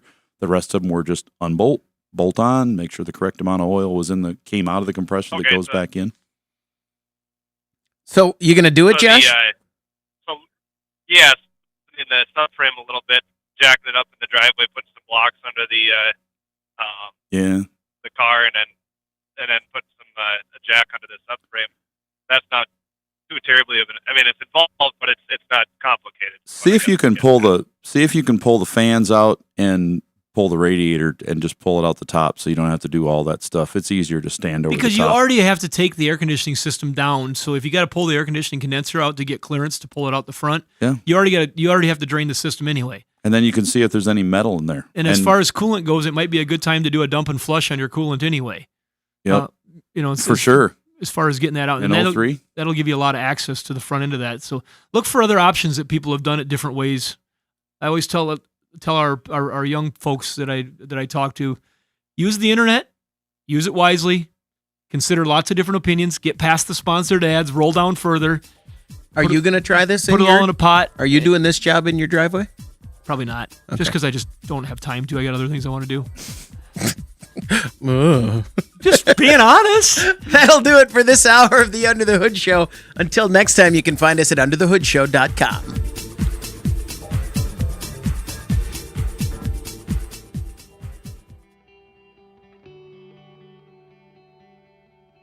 Josh, are you still there? Yep, still here. I had one other question if you guys got a second. Go for it. We're on the after show now. This is like the bonus. Josh, you get the actual bonus, not just the listener bonus. You're getting an actual bonus after show question in here. Go ahead. Perfect. Then the other question I had is that it's got it had two codes for a check engine. One is for the IMRC valve runner solenoid, which the mechanic showed me how to replace that valve because it had a broken nipple on it. But then the other one is is an EVAP leak, and with that, is it worth paying the extra couple $100 to have them diagnose what it is, or is there a common thing that causes the EVAP code to turn on? Just wondering. Yeah. What's your guys' guidance on that? Canister and vent valve are the most common thing. If you don't see any physical hoses leaking anywhere on this thing, it's almost always a canister and vent valve. Instead of if you're going to do the work yourself, and if you're capable of doing that, which it sounds like if you're going to do this compressor in the driveway, just start with a canister and vent valve, because that's probably what's going on. And if you could pay a couple $100 and have them diagnose it, but then they're probably going to say you need a canister and vent valve. That might cost a couple $100. Yeah.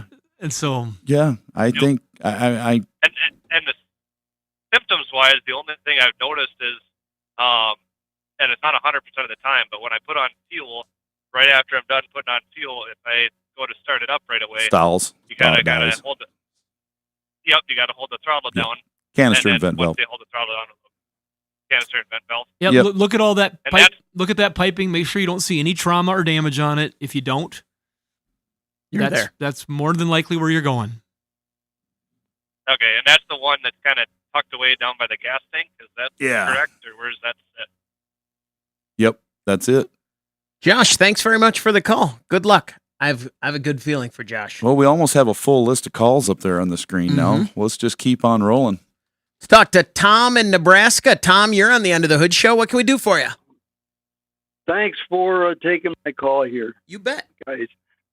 I need some help trying to track down the source of an engine off current draw that causes a dead battery in 1 to 2 days' time on a 2013 Ford Focus SE. It's a 2.0 liter flex fuel. Okay. I mean, we've done some checked the battery out, replaced the alternator, put a multimeter, a clamp-on multimeter over the negative cable after the engine after it's gone into sleep mode and everything is shut down inside. And it seems to be indicating 0.5 to 0.6 amps. And we started pulling fuses, and there's three different fuse blocks on this darn thing, and went through two of them and saw no change in the indicated current draw. And then we broke our little fuse puller and called a halt to proceedings on the whole process. Called a halt to proceedings. Weather delay. We're out of here. Yeah, until I get a new fuse puller. The fuse block underneath the glove box in this thing is really a pain. The fuses are very close together. They're hard to get out, hard to even see. They're small. So, and they're small. And I'm so far, we've only got about 10 more fuses to go and still haven't found anything. So I'm not real confident that pulling the rest of them is going to help us. But we're kind of at wit's end here what to do or what to try. Well, being that it's got less than a 1 amp draw, throw away that clamp-on meter for now and put an inline meter right in line so you can get an exact reading of the flow, because the smaller the draw, the less effective that clamp-on meter is going to be. And then you can start pulling fuses, or because it's a Focus, you can pull the radio out and unplug it because you've already put an alternator on it. Just take the radio out, unplug all the power from it, and see if your problem goes away. That's where we'd go, because we've seen so many of them with that. After that, it's back to pulling fuses one at a time. But make sure you open the doors. Just open both the front doors so you can get access.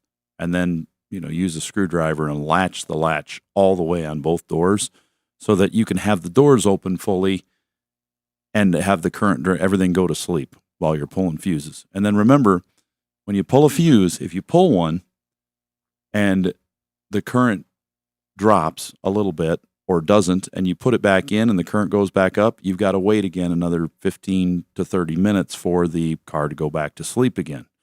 Just pull one out. If it's not the one that's causing it to draw, it's going to activate everything because it's just activated that system.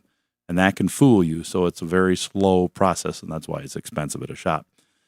But when you get to one, you pull it. If it kills everything, you go, oh, look, it went down to, 500 milliamps. It's went really down, or 100. I mean, it's really low. You're like, okay, what else is on this circuit? Get on the internet, look up power distribution and see what is on fuse 15 that's a 10 amp fuse. And we go, oh, the radio's on that, the PowerPoint's on that, the map lights are on that. Well, all three of those could be on that fuse, so you got to think about that as well. But if you see that there's only one thing on that line that you pulled, unless it says BCM, then you're in trouble, because that goes out and goes to a whole bunch of stuff, and you could really be. But you could have a module that's failed. But when we work on these Focus cars, alternators give us a high current draw, radios give us a high current draw.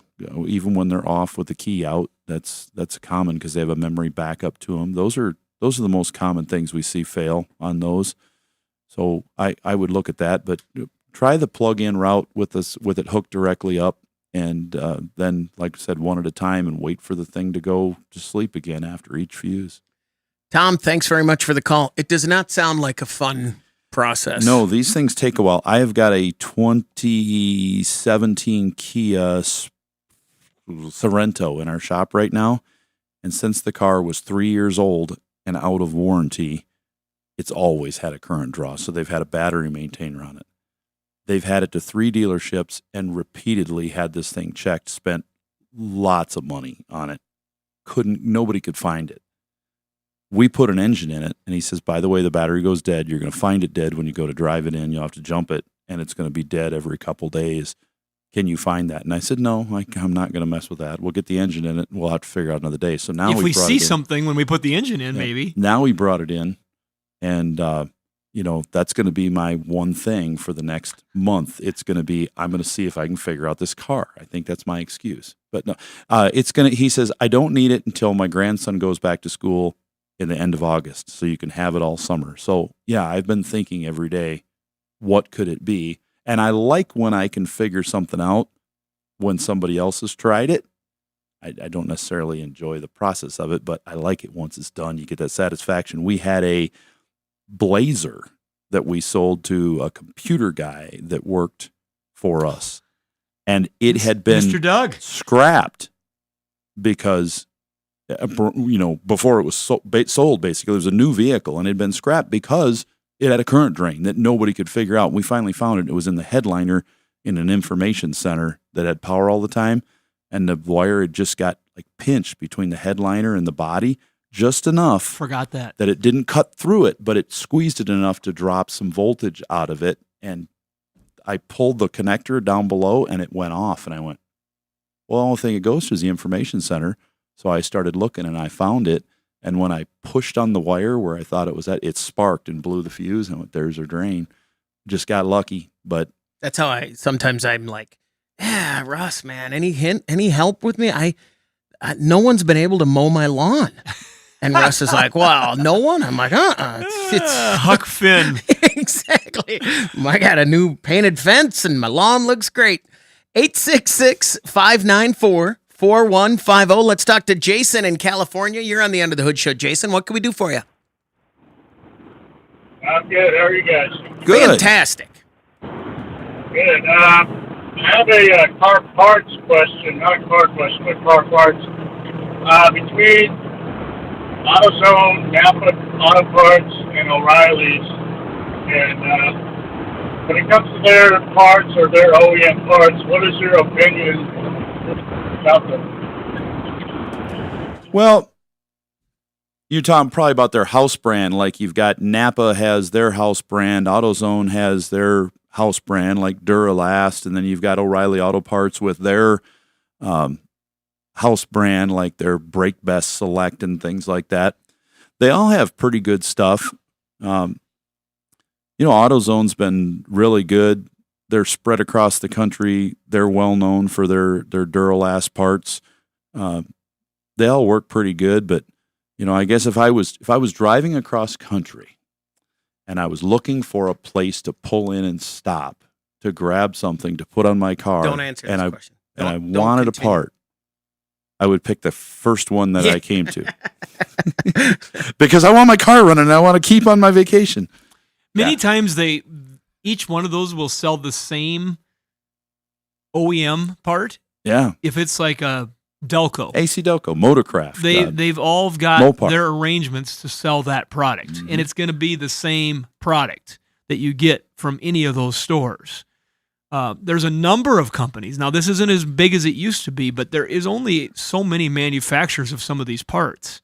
And sometimes they do just package and put certain marketing plans, warranties together, but they're working off the same part in the box.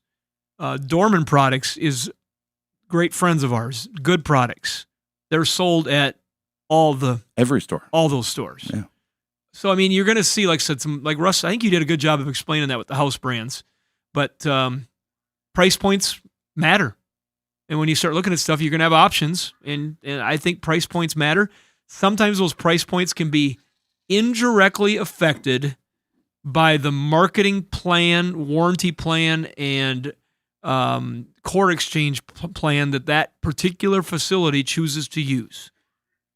They could bundle it together, make it look more expensive, and make it seem more premium. It might be the same basic part as the others. Does that make sense? Yeah, it doesn't help. It doesn't help him, but you can ask the questions, though, and find out. And usually if you do a little Google research, you can figure some of that out, too. Well, let's say this. Which one is bad? Which one would you avoid? I wouldn't avoid any of them. That's what I was going to say. I'd be okay with the Napa, O'Reilly, or AutoZone. I mean, they're advanced. I'm not afraid of any of them. Yeah, there's plenty. Is CarQuest still a thing out there? Yeah. CarQuest, Napa. Yeah, there's a bunch of those that are they've been doing this a long time. Pep Boys? Pep Boys. That was in my head. I'm trying to think. And they're of not who as else. big around us. Right. So we don't think of that right away. They were going to have one here, but didn't do it. Checkers. Look at Checkers, you go. So O'Reilly Auto Parts has been buying up most of the Checkers, the Kraken Auto Parts, and a few others. They've been just like crazy pulling in these places. Big Wheel Rossi. Huh? That was one from when I was a kid.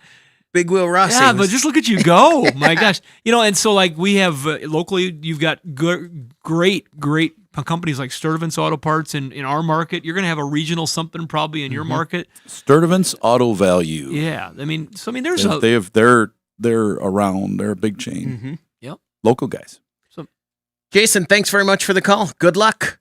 866-594-4150. And don't forget about supporting your local professional automotive dismantler that might be a member of the Automotive Recyclers Association or a certified auto recycler as another option for some of those parts that get just very expensive. Because it's an OEM part. Something to think that very self-serving. Yes, it was. Deserved. I've done it twice today. And that is a good, the situation has to be right there. Cause in his case, I think his point was when you're looking for a part across, you don't come buy spark plugs from us. You don't, yes. And you don't think of it necessarily if you're. You don't come buy coils from us you're unless on the it's way an emergency and you can't get one somewhere. You don't typically buy water pumps from us. Good point. But it's something to think about when you're. But during COVID. We were selling water pumps. But during COVID. Yeah. The same manufacturers that said, those used parts are junk, said, well, it's okay if you need to keep our customer going. You can find your local auto recycler and just put a part on there to get them by. Oh, well, it's okay in a pinch. And they worked perfectly, didn't they? Yes, they did.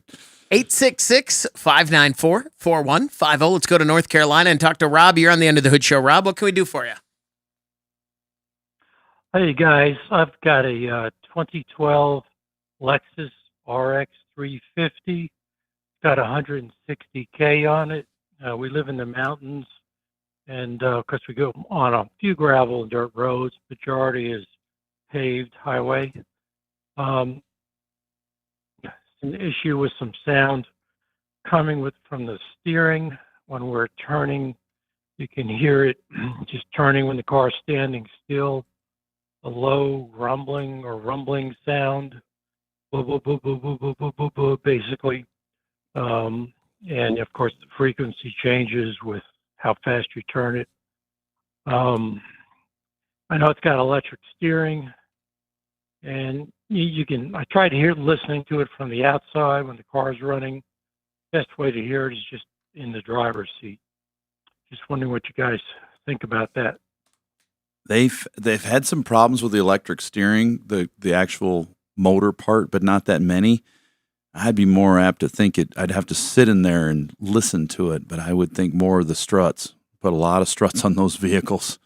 The bearing goes bad in the top, and as you turn, it goes dunk, dunk, dunk, dunk, dunk, dunk, dunk, dunk, dunk, dunk, dunk, back and forth as you try to turn the wheel. And the faster you turn it, the faster as the spring and the bearing pops in there. If you turn it super slow, you might not get it to do it at all, but you got to go really slow, like a clock turning. I think that could be what's going on there. If somebody put their hand on top of the strut tower while you were turning back and forth there, you should be able to feel it in there if that's what's popping on the front. Is that something that's been checked yet that you know of? No. No one's checked it. The only thing I did do, I was thinking maybe rack and pinion. I checked the boots from underneath, and none of the. That'd be unusual for it to make noise. Yeah. Typically, if they're going to fail, it's going to be an external fluid leak. Well, that's actually electric, like you said. You're going to have assist issues. You're going to have noise. You're going to have those sort of things. But a thumping or a pulsating or a thing like that, typically not. Does that help you out there, Rob? Yeah. Yeah, I think so. Yeah, and just question looking at rack and pinion. I mean, that's nothing you have to service as long as those boots are intact, correct? No maintenance on that other than a front end alignment, but that's really not the rack itself for steering as far as the gearbox goes. There's and tie the rod electric. ends on it yet. Yeah. That can wear. You know, But they're replaceable. with what you have going on, though, no, there's no routine maintenance on that through the life of the vehicle. Rob, thanks very much for the call. Good luck. 866-594-4150. Let's talk to Richard. You're on the Under the Hood Show. Richard, what can we do for you? Hey, thanks for taking my call. I got you on my speaker. Can you hear me okay? Yeah, you're good. Okay, great. So, interesting thing about the fuel trim and the E30, you know, even though I live in Oregon here, and I've got an Audi A4 2007 2.0 turbo with the direct injection. You know, the pumps say 10% ethanol. You know, you go from one tank to the next, and all of a sudden my fuel trim is jumping, you know, based on, you know, the more ethanol there is, like you said, the higher the fuel trim needs to be to you know, maintain the octane. And so, you know, I'm wondering in my car, you know, I've seen the fuel trim go up to even 15% over, and then it'll come down. And I did put some ethanol-free gas in, and it went down to, you know, maybe 7. But, you know, my car's always run around 10% fuel trim, and, you know, there's no intake leaks. It's consistent, but it jumps around up and down. So, and any thoughts on that?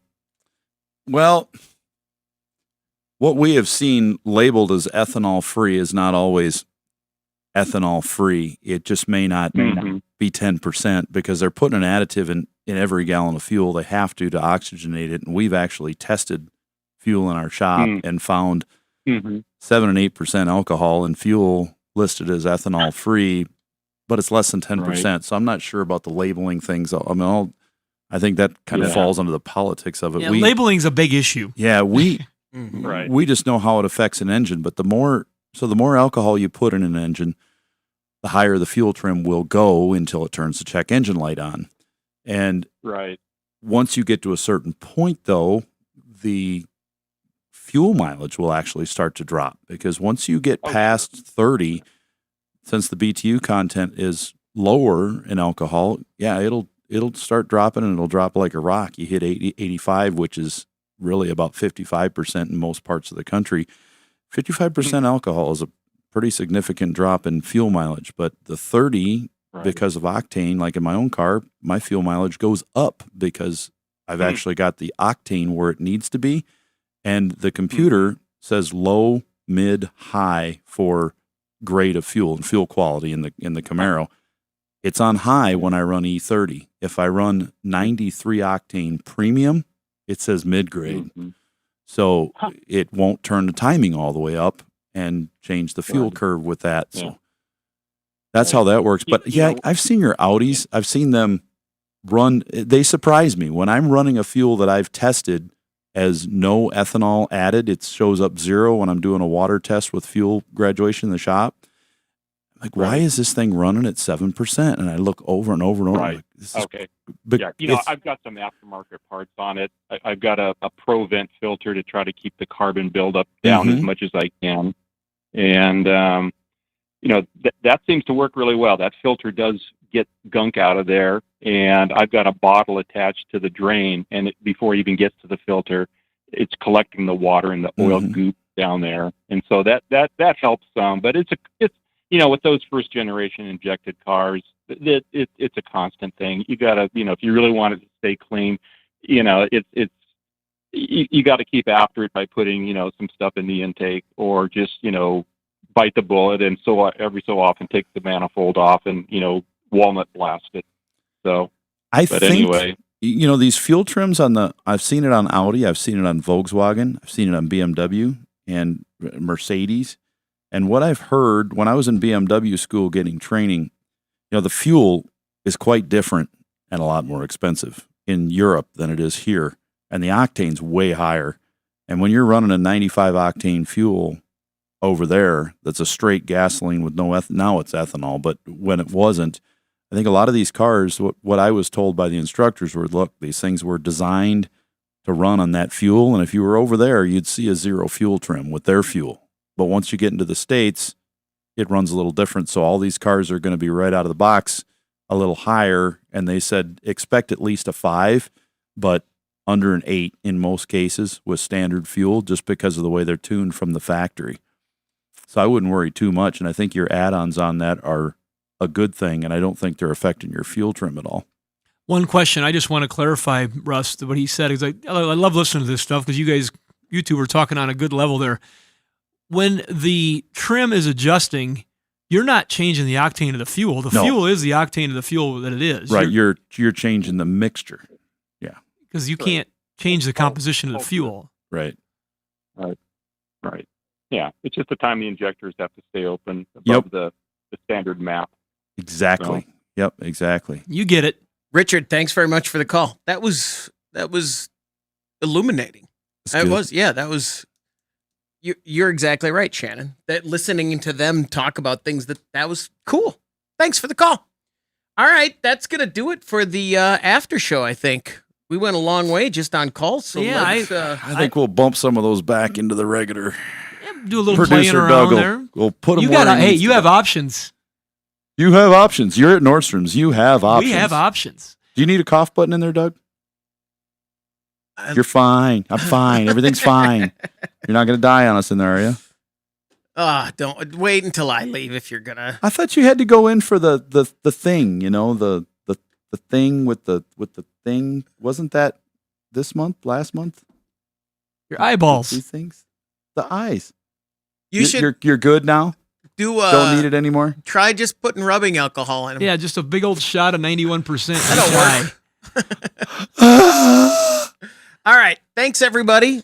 See you next week. I just throw in there. I'm leaving right after this to go do another. I don't want to do a bunch of these. I do 2 of them, but it's a driver's ed education for young drivers about their vehicle.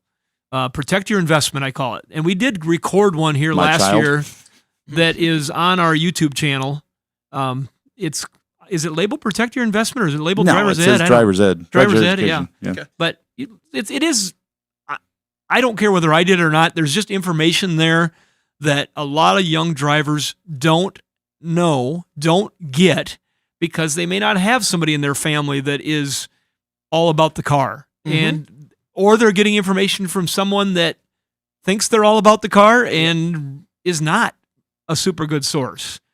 And so if you want to get a young driver, there's a lot of people going through the driver's education seminars right now.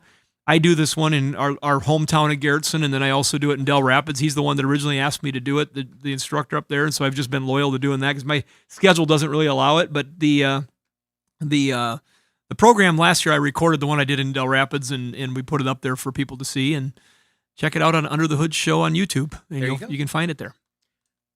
What time? 12:30 in Garrettson. Okay, so you gave yourself 90 minutes. I gave myself some time and a chance to slam a sandwich down before I get there. Thanks, everybody. We will see you next week on the Under the Hood Show.